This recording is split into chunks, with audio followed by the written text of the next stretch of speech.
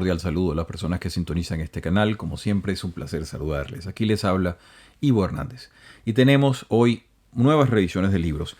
De hecho venimos con varios que queríamos colocarlo y la promesa de otros que van a venir. Porque tenemos, fíjense ustedes, el libro que nos convoca a nosotros es la autobiografía de uno de los grandes. Probablemente esto sea uno de los pináculos de la cultura islámica en cuanto a historia, en cuanto a lo que es la filosofía de la historia. Estamos hablando de Ibn Jaldún, pero no vamos a hablar de su libro fundamental, que es el Mudakadima, o los prolegómenos de la historia, sino de una edición de su autobiografía, que acabamos de acceder, y la publica, o la compila, o la traduce Mustafa Harmuni Harmuni. Este es un libro importante, a él nos vamos a dedicar hoy, pero antes de ello, les quiero demostrar varias cosas, porque con Ibn Jaldún, al meternos con él, vamos a entrarle de frente al siglo XIV. Ese es un siglo que a usted le puede sonar como uno de una hilera de 13, 15, 14. No, el siglo XIV tiene para nosotros en estos momentos una especial importancia, y es que fue el siglo de las pandemias. Fue el siglo en el momento cuando la peste negra asoló y mató casi un tercio de la humanidad. Es decir, es una cosa impresionante lo que sucedió allí.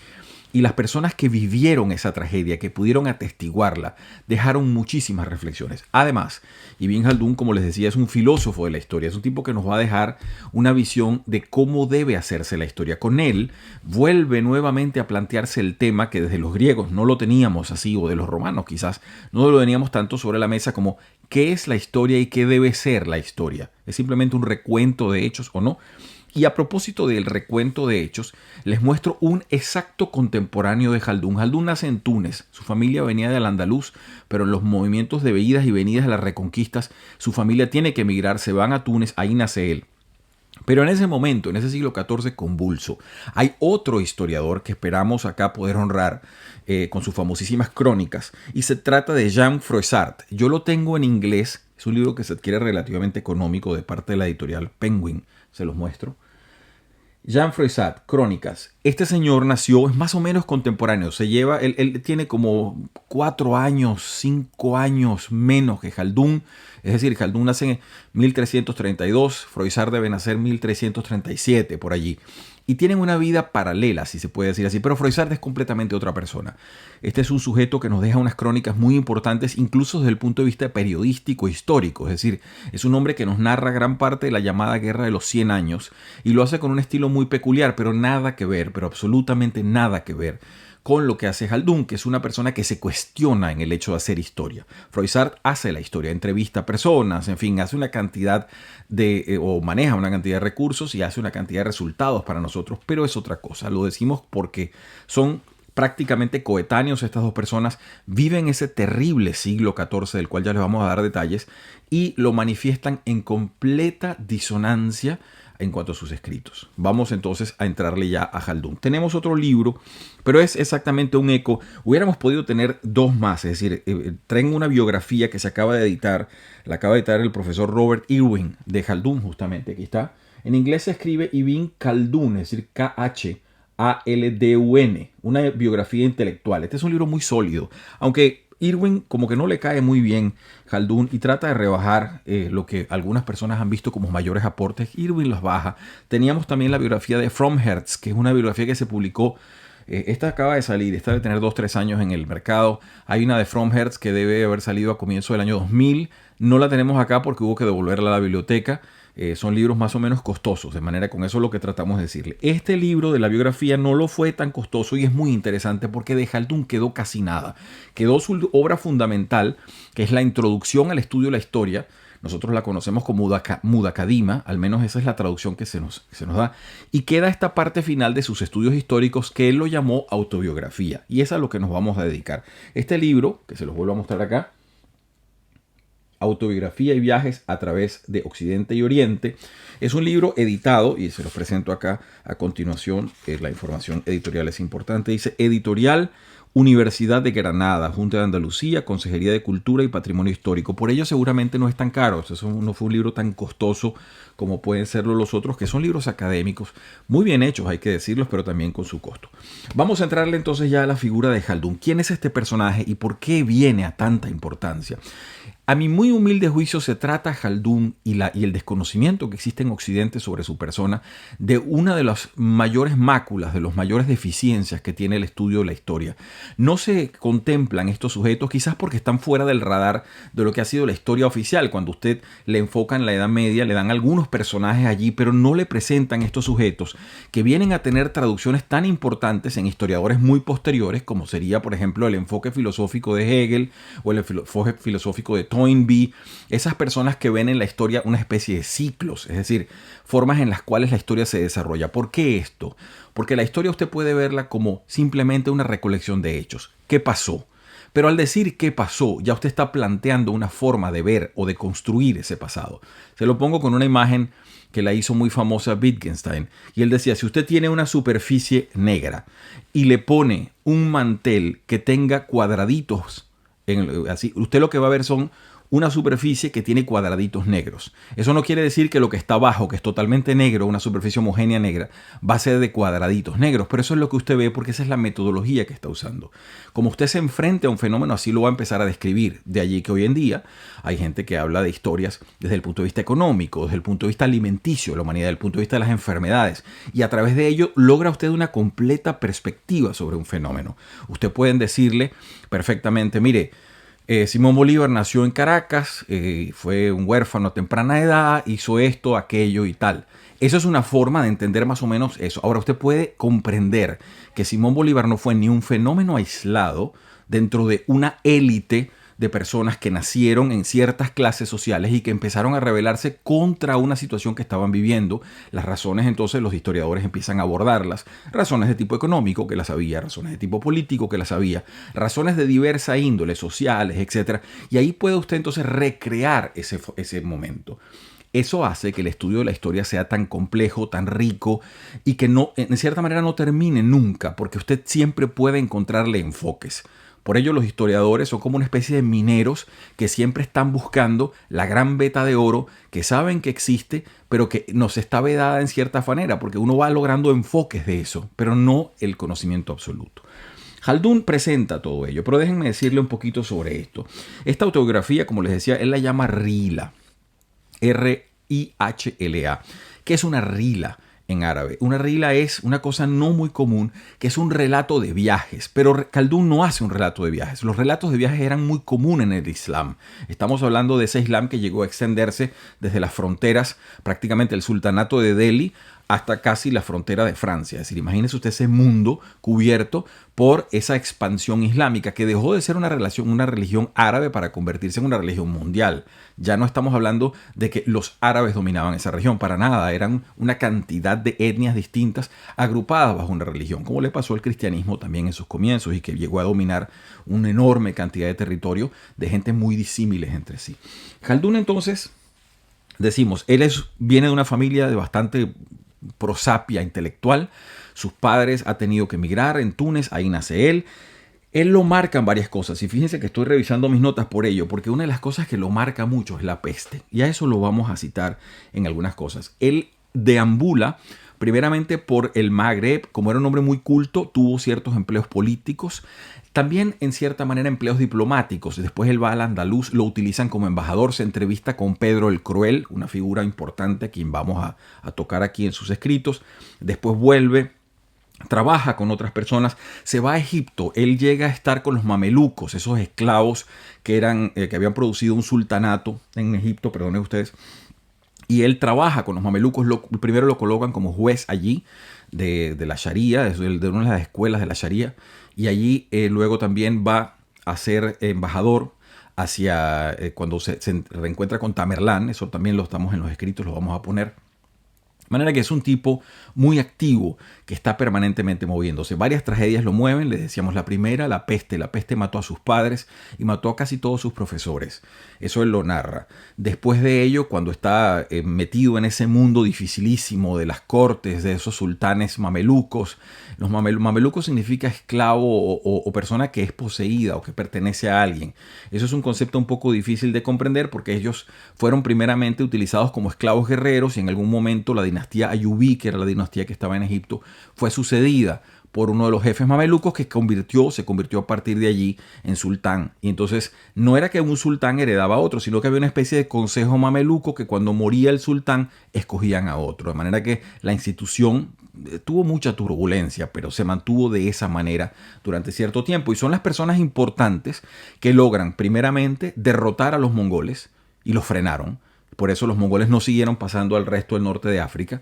Y segundo, fueron las personas que vencieron a los cruzados. Hay enorme cantidad de relatos sobre ambas batallas y cómo estos personajes que eran muy hábiles en guerra lograron hacer esto. Cuando se hable de esclavos, por favor no pensar en la narrativa moderna de ver unos negros que están esclavizados, etc. No, los mamelucos eran esclavos guerreros, eran una élite y casi todos venían del centro de Asia, es decir, podían ser perfectamente rubios o personas de tez clara y no hay nada que ver con esa noción de la esclavitud moderna.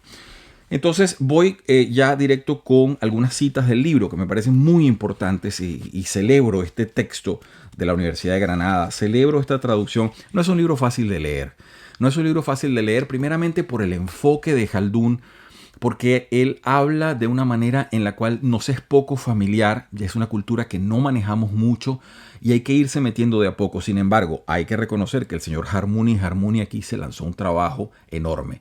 Y es un trabajo enorme por la cantidad de información en citas. Él trata, en su mejor esfuerzo, de darnos coordenadas de comprensión permanentemente. Les leo al comienzo, sobre todo el señor Harmouni, de lo que él nos explica, cómo la autobiografía, cuál sería esta parte final de esa historia del mundo que conoció Khaldún y que él ahora la refleja para sí, la hace ese pedacito final, la explica. Entonces él nos dice, el señor Harmouni, que no era muy común esto de escribir autobiografías. Y les digo lo siguiente: frente al desarrollo de la biografía, que en el Islam es relativamente común, de hecho está la famosa Sira, que es la biografía oficial de Mahoma, que es la que se reconoce como texto sagrado. Frente a este desarrollo de la biografía, es escasa la presencia de la autobiografía, fuera de los datos autobiográficos que aparecen en algunas obras que no han sido escritas con este objetivo. Entonces se empieza a decir, bueno, está el filósofo y teólogo Al-Ghazali, ese es un teólogo místico en el Islam, y él hace unas memorias tituladas Al-Mundik, en las cuales habla de su búsqueda de la verdad, pero realmente no sabemos si eso pudiera ser, aunque tenga un título parecido al de Gandhi, de mi historia con experiencias de la verdad o algo así, y este señor lo llame la búsqueda de la verdad, no sabemos si eso pudiera catalogarse en el sentido literario exacto de una autobiografía. También está el rey de Granada, Abdalá, soberano de la dinastía Sirí, que había sido destronado por los almoravides, y escribe en el destierro de Ahmad un memorial de exculpación jurídica justificando su actuación y la de su dinastía. Pero si eso es una autobiografía, la cosa todavía es dudosa. Otra posible autobiografía, dice el señor Harmouni acá, estoy en la página 36, es la del caballero sirio Usama ibn Muntik. Murió en 1188, que participó en las luchas de los cruzados, vio el final de los fatimíes, una dinastía importante en Egipto, y la subida al poder de Saladino. Sin embargo, Usama no es un literato profesional y sus memorias tienen una especie de espontaneidad. También están las rilas, que son los relatos de viaje. Pero eso es una cosa muy distinta porque tiene más bien un efecto descriptivo hacia lo que se está viviendo digamos, una especie de aspecto introspectivo cual pudiera tener una autobiografía en nuestro sentido moderno. Les leo entonces, ya entrando en materia con esta autobiografía de Ibn Khaldún, el gran historiador del Islam. Ibn Khaldún empieza así y dice: Ibn Khaldún, autor de esta obra y de su rila a Occidente y a Oriente, es decir, de sus viajes, ¿no?, de sus devenires. Nuestra familia se remonta a Sevilla, dice él, ¿no? Nuestros antepasados se trasladaron a Túnez en la época del éxodo masivo, hacia mediados del siglo VII de la Égira. Hay que entender que los musulmanes miden los años, tanto los años con calendario como los años en sí mismos, de manera distinta. Recuérdese que el año cero para ellos no es como para los cristianos el nacimiento de Cristo. No, el año cero para ellos sería el año cuando Mahoma abandona la Meca y se va a Medina. Es decir, nuestro año 622 en términos occidentales. Ese sería el año cero de los musulmanes. Entonces hay que entender esto. Lo cierto es que, como parte de ese éxodo masivo, a consecuencia de la victoria del rey de Galicia, el hijo de Alfonso, y nos acota acá el traductor, está hablando de la conquista de Sevilla por Fernando III, hijo de Alfonso X el Sabio y rey de Castilla, 1217 a 1252. Entonces, en esos momentos sería cuando la familia de Khaldún se va hacia parte del norte de África, y allí es donde a comienzos del siglo XIV nace él. Pertenecemos a la tribu yemení de Hadramat, descendemos de Wail ibn Hayyar, jefe de renombre árabe y uno de los compañeros del profeta. Muy común esto en buscarse, sobre todo la gente de ciertas partes buscaba su prosapia o su vinculación, o bien con la tribu donde fue miembro Mahoma, o bien de la propia familia de Mahoma. En fin, eso es muy común verlo. Dice acá, y les leo más, estoy ahora en la página 58. Sigue hablando Khaldún de sí mismo, está describiendo todo su entorno familiar. Mi padre, Muhammad Abu Bakr, dejó la carrera de las armas y el servicio a los príncipes y se dedicó a las ciencias de la religión y al-ribat y a una vida solitaria. Esto de al-ribat son estudios más que tienen que ver con la religión. Dice acá, les leo más, aprendió la ciencia y se perfeccionó en el derecho. Era un buen conocedor de la gramática, de la poesía y sus artes. Me acuerdo todavía de los literatos que venían buscando su opinión y exponían a su consideración sus escritos. Murió en la época de la Gran Peste, en el año 798. Para los musulmanes, para nosotros 1395.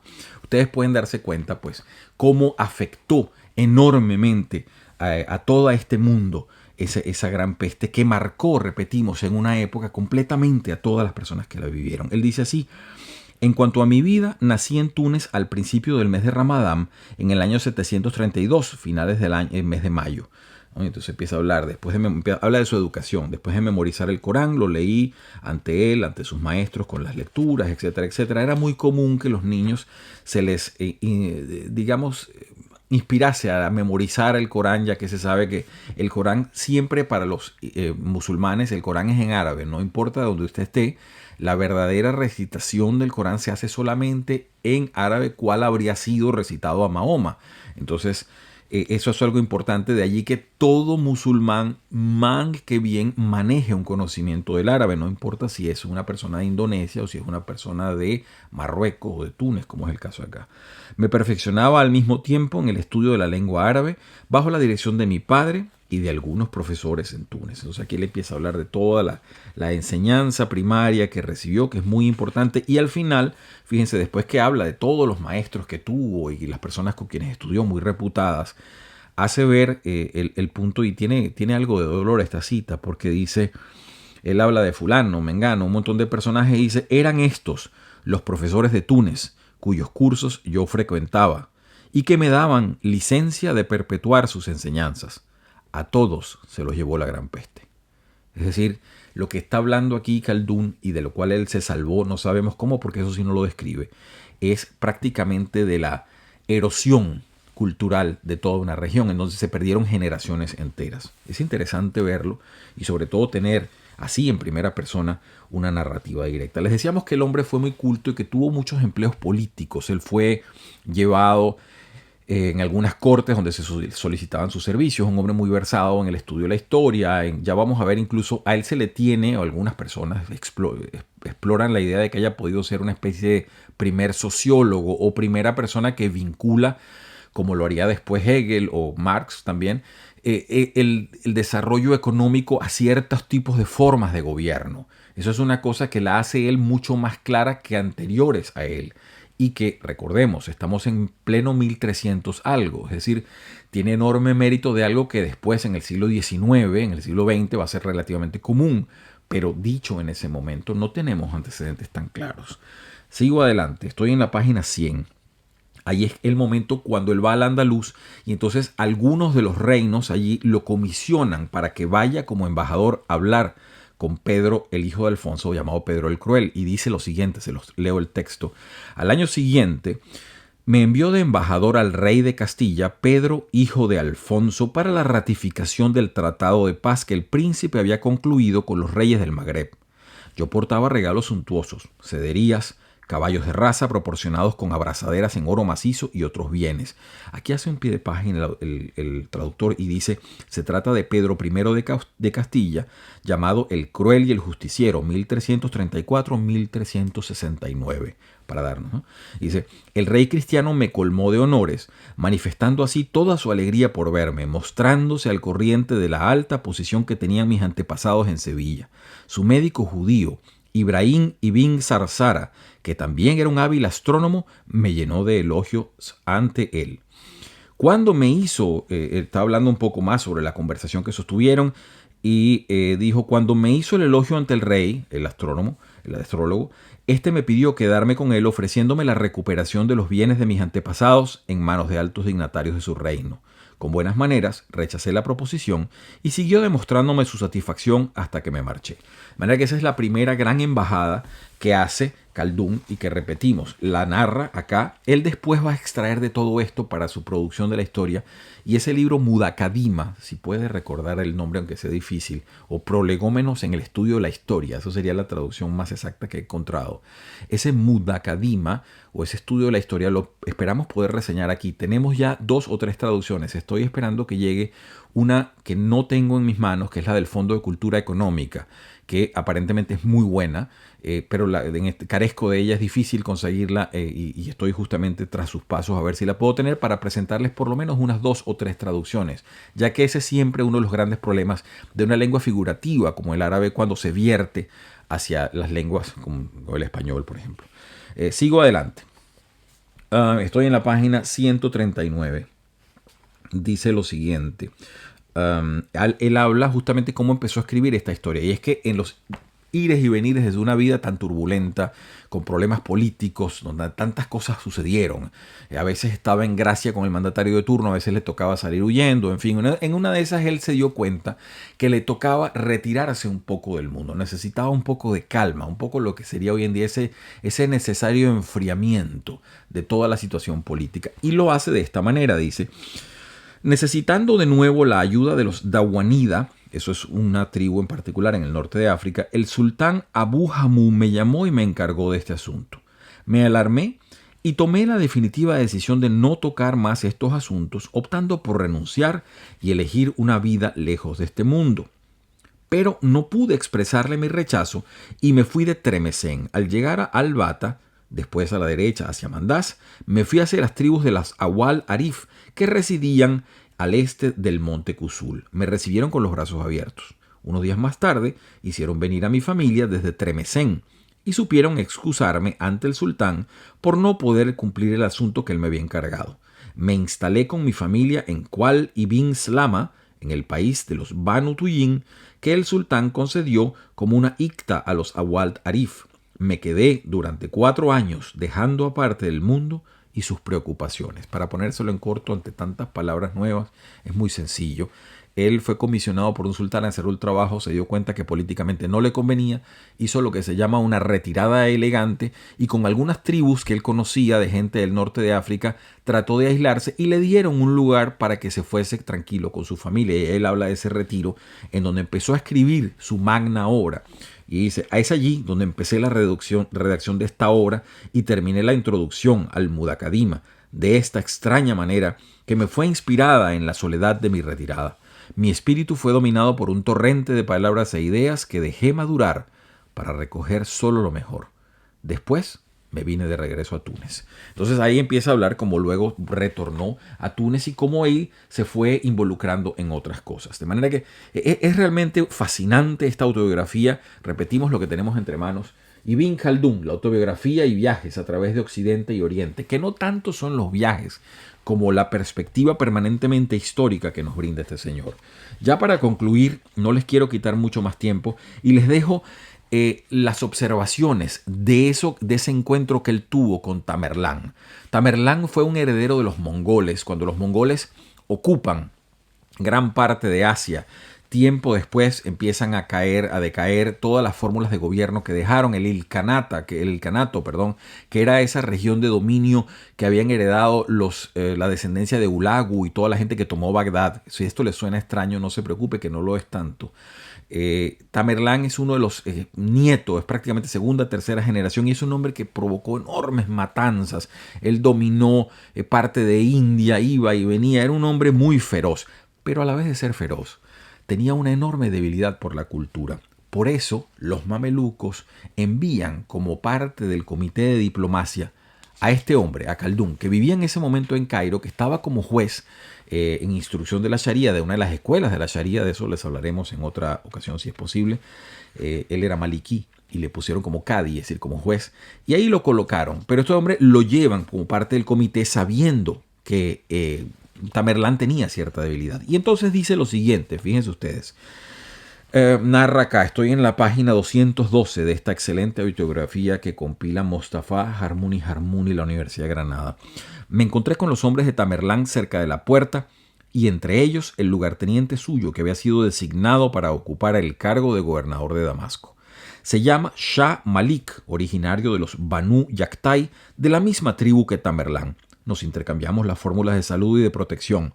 Después, Shah Malik me dio una montura y me encargó a uno de sus hombres que me acompañara ante el sultán. Uno de los señores. Cuando llegué a las puertas a la puerta del Tamerlán, de la tienda donde estaba, se ordenó que fuera instalado en una tienda inmediata a la suya. Pero cuando supo, después de ser informado, que yo era el cadi malequí magrebí, Tamerlán me hizo llamar enseguida. Lo encontré recostado, apoyado en su codo, tocaba diferentes platos de comida que sus hombres, sentados en círculos delante de su tienda, le presentaban para su aprobación. Primero le saludé con la debida sumisión, levantó la cabeza y me extendió la mano y la besé y me indicó que me sentara. Y ahí comienza la discusión de estos dos hombres. Empiezan a hablar con enorme interés. Tamerlán empieza a inquirir, a buscar información sobre el Magreb. No sabemos si es que lo pensaba después invadir o algo así. Lo cierto es que empieza a preguntarle, háblame un poco de tu región y todo esto. Y al final, Khaldún le da toda una explicación, pero Tamerlán, que era un hombre bastante culto a su manera, también dijo, esto que me dices no me satisface. Quiero que me haga por escrito la descripción de todo el Magreb, sus regiones, las más lejanas y las más cercanas, sus montañas y sus ríos, sus pueblos y sus grandes ciudades, tal como si lo estuviera viendo. Así pues, con eso tengo más citas, pero no quisiera abotagarlos de demasiada cita de Khaldún. Este es el libro. Ibn Khaldún, autobiografía, viajes a través de Occidente y Oriente. No sé si recomendarlo como lectura en el sentido en que requiere atención, es una biografía escrita de una cultura bastante distante a la nuestra, pero el trabajo que ha hecho aquí la Consejería de Cultura y Patrimonio Histórico de la Universidad de Granada, el trabajo que ha hecho el señor Harmouni Harmouni es realmente de primer nivel. Él se esforzó, no le puedo decir cuánta cantidad de bibliografía y citas nos brinda para tratar, en su conocimiento de ambas culturas, para tratar de darnos coordenadas, de manera que las podamos entender. No quiero pues tomar ya más tiempo, gracias por haber estado aquí. Tenemos más libros, hoy estuvimos enfocados en este personaje fascinante, Ibn Khaldún, de quien esperamos traer su Mudakadima pronto y entonces enfocarnos en ese libro que consideramos muy humildemente es fundamental. Allí les voy a dar, si es posible y el tiempo lo permite, algunas de esas que luego historiadores del siglo XX, algunas de esas informaciones o de esas percepciones que los historiadores como Toynbee encontraron fascinantes. Arnold Toynbee, el gran historiador del siglo XX, decía que él nunca había visto un nivel de obra y de comprensión como lo que hizo Ibn Khaldún. En este sentido se quedó maravillado, que no lo había visto. Otras personas lo desconocían a Khaldún, pero a medida que se han involucrado con su obra, le van dando un respeto considerable, sobre todo sociólogos en el siglo XX. Les habla Ivo Hernández, ha sido un placer estar con ustedes y esperamos tener muchas más revisiones de libros. Si usted lo permite y le gusta, diga que marque allí que le gusta y esté pendiente de nuevos videos. Gracias por su presencia.